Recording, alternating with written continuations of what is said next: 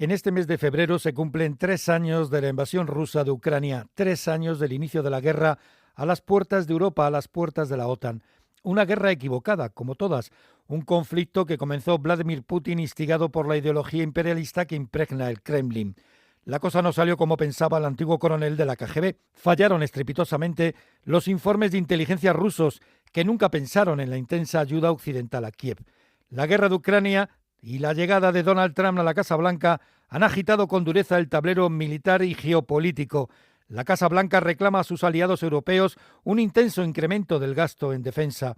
Trump habla de llegar al 5% del PIB.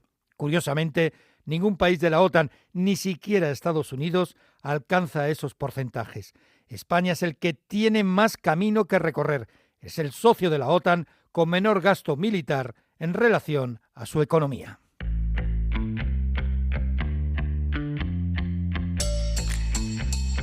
La mirada económica. Con Ignacio Rodríguez Burgos. Una mirada inquisitiva, reflexiva y divulgativa a la realidad económica del momento. Europa se enfrenta a las presiones de Donald Trump para que incremente su gasto militar mientras la guerra de Ucrania se alarga en el tiempo, generando un traslado continuo de material occidental hacia el frente ucraniano del Donetsk, donde las tropas rusas avanzan lentamente mientras acumulan muertos, heridos y chatarra. Trump quiere que Europa aporte más a la defensa occidental, que aporte más a la Alianza del Atlántico Norte, a la OTAN, incluso apunta ahora al 5% del PIB. Voy a pedir a todas las naciones de la OTAN que aumenten el gasto en defensa al 5% del PIB, que es lo que debería haber sido hace años. Cuando solo estaba en el 2%, la mayoría de las naciones no pagaron hasta que yo llegué. Insistí en que pagaran y lo hicieron porque Estados Unidos realmente estaba pagando la diferencia en ese momento, lo que era injusto para Estados Unidos. En la actualidad, ningún país de la OTAN alcanza un gasto en defensa del 5% de su PIB. El que cuenta con un presupuesto militar más elevado en relación al tamaño de su economía es Polonia, país fronterizo con Rusia en Kaliningrado. Estados Unidos presenta un gasto militar de alrededor del 3,3% de su PIB. España apenas supera el 1%. Es el país de la OTAN con menor nivel de inversión militar. El presidente, Pedro Sánchez, afirmaba en una televisión norteamericana que nuestro país cumplirá el objetivo de llegar al 2% en el 2029 y resalta las misiones exteriores en las que nuestro país participa. Hay que tener en cuenta el esfuerzo que hemos hecho durante estos últimos años, con un 70% de incremento más en el gasto. Estamos entre los 10 principales donantes y además en los acuerdos de Gales no solo se ponía el foco en ese 2% del PIB, sino también en cómo contribuimos a la seguridad de los aliados de la OTAN. Y ahí la participación del ejército español en las operaciones de la alianza está muy por encima de la media. Pero las cosas se precipitan. Mark Rutte, secretario general de la OTAN, presiona para aumentar la inversión en material militar y garantizar también la seguridad.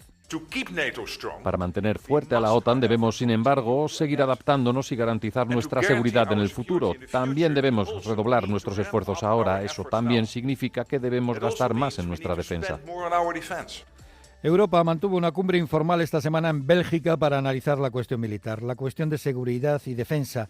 El presidente del Consejo Europeo, el socialista portugués António Costa, lo tiene claro. Espero que este debate pueda ser seguido de una discusión estratégica que dé tanto a la Comisión Europea como a la alta representante una ruta política para poder preparar el libro blanco de la defensa que allanará el camino para las decisiones que tendremos que tomar en los próximos meses. Algunas decisiones ya se han tomado. Para empezar, se ha emplazado al BEI, al Banco Europeo de Inversiones que preside Nadia Calviño, para que facilite la financiación en defensa y material militar. A la vez, la Comisión Europea se plantea relajar las exigencias fiscales en déficit público, por ejemplo, para gastos en defensa. El problema para España es que venimos de muy atrás. No contamos con presupuestos generales del Estado para elevar la inversión pública en el sector militar. Y encima hay discrepancias internas dentro del propio gobierno. La vicepresidenta segunda y líder de Sumar, Yolanda Díaz, rechazaba en más de uno de Onda Cero el aumento del presupuesto militar. Mi propuesta es política de defensa propia, no supeditada a los Estados Unidos, que tiene intereses propios, también empresariales propios, con empresas propias, y en nuestro país creo que la política de defensa es clave y debemos de hablar de política de defensa, pero nunca hablamos de política de defensa. Yolanda Díaz asegura que España no tiene capacidad empresarial en el sector militar para elevar el presupuesto de defensa al 2% rápidamente, de una tacada. Dice que el gran vencedor sería Estados Unidos. Las armas se las deberíamos comprar a ellos. Si el gobierno de España hoy incrementa en los próximos presupuestos del gobierno al 2%, lo dice alguien que proviene de una ciudad militar, no hay capacidad productiva en España para acometer esto. Solo lo podríamos hacer si la propuesta política es comprar armas a Estados Unidos. Ignacio Giso, socio de la consultora financiera y estratégica Accuracy. Saludos, muchas gracias por estar con nosotros en la mirada económica de Onda Cero.es. Muchas gracias por la invitación. Bueno, uno de los debates abiertos ahora mismo en Europa es el debate de los gastos militares, el debate de la defensa. Europa, España en particular, ¿pueden incrementar su gasto militar hasta un 5%, como exige Donald Trump, el presidente de los Estados Unidos? Pues la verdad es que desde aquí ahora sí pensamos que es bastante improbable, ¿no? España ahora mismo, por ejemplo, está en el 1,2%, solamente llegar al 2% de la OTAN ya es un gran reto, y pensamos que el 5% que dice Trump pues parecería más bien una posición negociadora para acabar en algún lugar por encima del 2%, ¿no? ¿Hay algún país? Al final, subir, sí. Sí, no, digo que si hay algún país de la OTAN que haya alcanzado ese porcentaje o que esté cerca. Sí, a ver, si te fijas en cada uno de ellos, el que más cerca está ahora mismo es Polonia. Polonia está haciendo un esfuerzo descomunal por incrementar ese porcentaje. Para que tengas una referencia, en 2015, entre 2015 y 2019 más o menos estaba en los 10.000 millones al año y ahora están en torno a 25.000 millones, ¿no? Y esperan en 2025 que abren 30 o 40.000 millones. Pero al final es por dónde está Polonia, ¿no? Dice la vicepresidenta segunda, Yolanda Díaz, líder de Sumar, que ahora mismo incrementar el presupuesto al 2%, tal y como se comprometió Pedro Sánchez, pero incrementarlo rápidamente, en realidad solamente serviría para comprar armas a los Estados Unidos.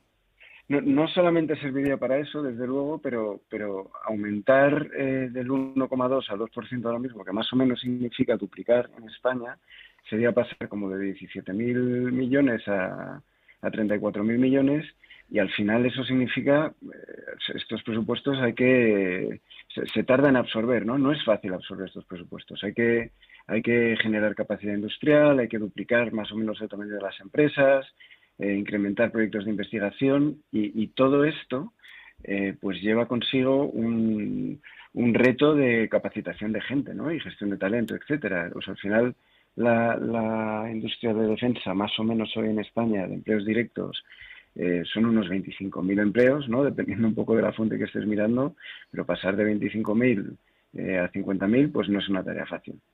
Evidentemente la invasión rusa de Ucrania hace ahora precisamente 3 años, casi 3 años, trastocó todo. ¿La industria europea de la defensa está preparada para aguantar este tipo de conflictos? ¿Tenemos unas empresas que estén capacitadas para ello? No pensamos que por sí sola lo pueda hacer, ¿no? O sea, de forma totalmente coordinada y apoyada por Estados Unidos, sí. Para poder hacer frente a una guerra como esta, las estimaciones que estamos manejando son de 500.000 millones más o menos de coste, evidentemente depende de la duración, etcétera. Entre Estados Unidos y Europa, más o menos comprometidos, tienen 170.000 millones cada una, según fuentes de Bloomberg, el Banco Mundial, la Unión Europea, etcétera. Y esto implica un coste por contribuyente enorme, ¿no? O sea, llevamos más o menos entre 300 y 350 euros por contribuyente a nivel de Europa, que son unos 90 en España, es algo menos, pero al final aumentar esto significativamente pues pone un poco en peligro el estado del bienestar, ¿no? De alguna manera. Eso por un lado. Y luego, por otro lado, volvemos al asunto de la capacidad industrial, la capacidad de personas, la capacidad técnica que mencionábamos antes, ¿no? La Unión Europea ha reconocido la necesidad de aumentar sus capacidades de producción defensiva y sus capacidades en general, ¿no? Y conseguir esto en muy corto plazo es difícil. Por lo tanto, ahora mismo el apoyo de Estados Unidos es importante. O sea, Europa por sí sola no podría hacerlo ahora mismo.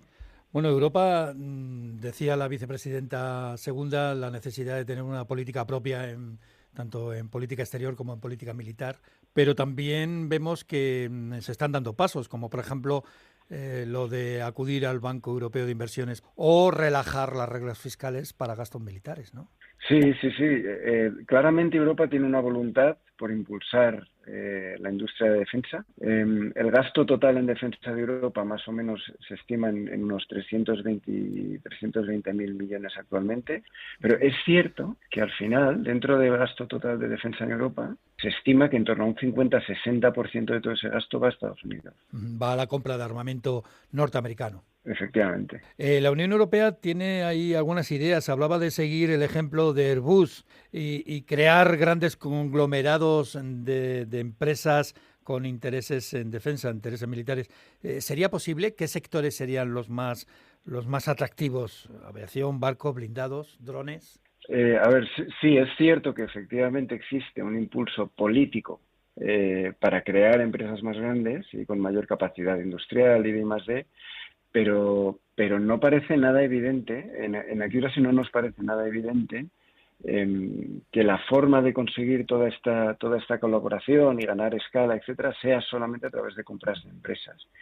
No estamos viendo que aumenten las compras en los últimos años o la actividad de fusiones y adquisiciones entre Estados Unidos y España y Europa, estamos viendo unas 120 operaciones al año. Y además actualmente las valoraciones están en máximos históricos en términos relativos, ¿no? Están las empresas de defensa, estamos viendo valoraciones en torno a 16 veces el EBITDA, y antes de la guerra estaban en 13 veces EBITDA. No es el mejor momento, no parece que es lo que más valor aporte a los accionistas, ¿no? Sin embargo, conseguir ganar escala, coordinarse, sinergias, etcétera, lo pueden conseguir en gran parte a través de asociaciones, ¿no? En el caso de España, ¿en qué situación estamos con respecto al resto de Europa? Pues España, las empresas son bastante pequeñas comparando con las europeas, ¿no? O sea, solamente si cogemos empresas como Thales o como Safran o incluso Leonardo, ¿no? En Italia, y vemos el tamaño que tienen estas compañías, por ejemplo, estamos hablando de empresas que igual tienen EBITDAs de 2.000, 4.000 millones. Entonces son empresas bastante grandes, ¿no? Indra, que es una de las importantes en España, por ejemplo, a día de hoy, está, según últimas cifras reportadas, en torno a 450 millones. Así que no tenemos la misma escala que tiene Europa. Sí que tenemos empresas que son muy importantes y que pueden proveer a empresas también europeas de tecnología, ¿no? Y de tecnología que es clave para el desarrollo, pues, de programas internacionales, etcétera. España tiene realmente que desarrollar una industria alrededor de todo esto. Para eso tiene que generar esa capacidad industrial, tiene que capacitar gente, pero para eso también hay que invertir, y para poder invertir con tranquilidad hace falta, pues, cierta estabilidad presupuestaria, ¿no? Y es importante que esa estabilidad permanezca. Pues Ignacio Giso, socio de la consultora financiera y estratégica Kureishi, muchas gracias, muy amable por estar con nosotros en La Mirada Económica. Muchas gracias a vosotros por la invitación. Un abrazo. La Mirada Económica. Ignacio Rodríguez Burgos. En esta semana el Gobierno ha aprobado sus nuevas previsiones económicas. Espera un avance del 2,6% para 2025, como explica el ministro Carlos Cuerpo. Según él, la clave está en el consumo privado. Compatibilidad y crecimiento con mejoras en el día a día de nuestros ciudadanos, mejorando la situación de los hogares con unas perspectivas positivas, es decir, más margen, más espacio para gastos en su día a día. Se espera que aumente la inversión y también el empleo. Eso sí, la tasa de paro deberá esperar al 2026 para bajar del 10%. El mercado laboral ha sufrido un tropezón en este inicio de año. Es el peor estreno desde 2020, con una destrucción de 241.000 puestos de trabajo y una subida del desempleo en 38.000 personas. Esto en la misma semana donde el Consejo de Ministros ha aprobado el proyecto de ley para reducir la jornada laboral a 37 horas y media a la semana. Hoy disfruten del día. Es un día histórico en España. Los trabajadores y las trabajadoras de nuestro país van a ver reducida su jornada laboral a 37 horas y media. Ustedes también. Hoy van a ver derechos claves, como es el derecho a la desconexión, que sale adelante. Y algo muy importante, que aquellos trabajadores y trabajadoras que hacen centenares de horas extras van a ver también que vamos a cambiar el control horario. Así que hoy disfruten. Pero la propia vicepresidenta segunda reconocía en Onda Cero que será complicada la tramitación de esta ley en el Parlamento. Antonio Garamendi, presidente de la COE, ya avisa que hará campaña en contra de la norma entre los diputados.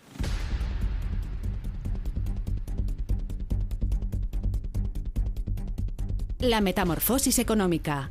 Es el momento de acercarnos a la transformación económica, a la metamorfosis productiva, con la ayuda de Patricia Gijón.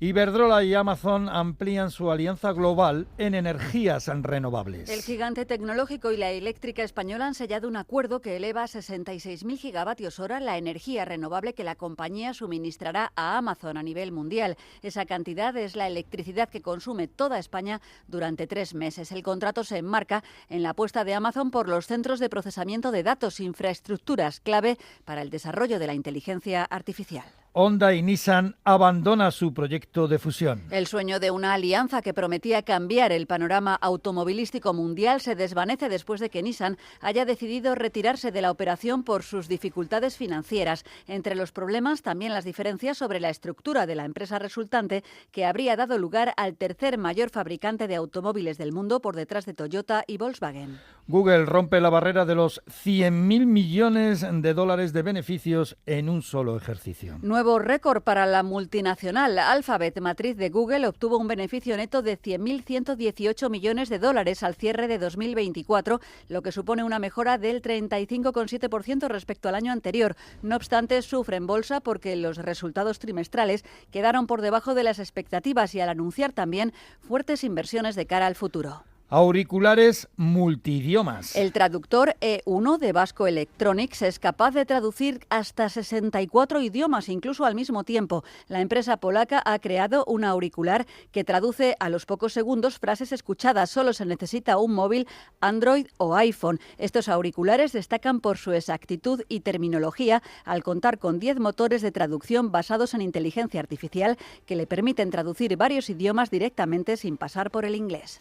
Esto en una semana muy activa en decisiones empresariales en el sector tecnológico. Por ejemplo, Indra compra la compañía de satélites Hispasat a Redella por 775 millones y el constructor ferroviario Talgo atrae cada vez a más interesados. Sidenor, junto con el gobierno vasco, CaixaBank y la Fundación Vital, conforman una oferta de compra del 29,9% de las acciones de Talgo por 155 millones de euros. Esto cuando la polaca PESA y la india Júpiter también rondan alrededor de la empresa industrial vasca. La mirada económica. Trump 2.0 sigue con sus amenazas y su política arancelaria, pero en un desorden tal que parece la conga de la aduana.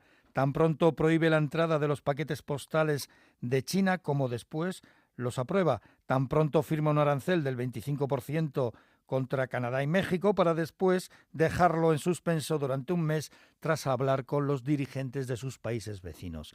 La mexicana Claudia Sheinbaum explica qué prometió al líder de Estados Unidos a cambio de esta suspensión. Llegamos al acuerdo de poder poner más guardias nacionales en la frontera norte para proteger la frontera y evitar el tráfico de drogas y en particular el tráfico de fentanilo. Le planteé siempre que queríamos que pusiera en pausa las tarifas, los aranceles. Le dije, bueno, vamos a ponerlo en pausa un mes y este fue el resultado del acuerdo.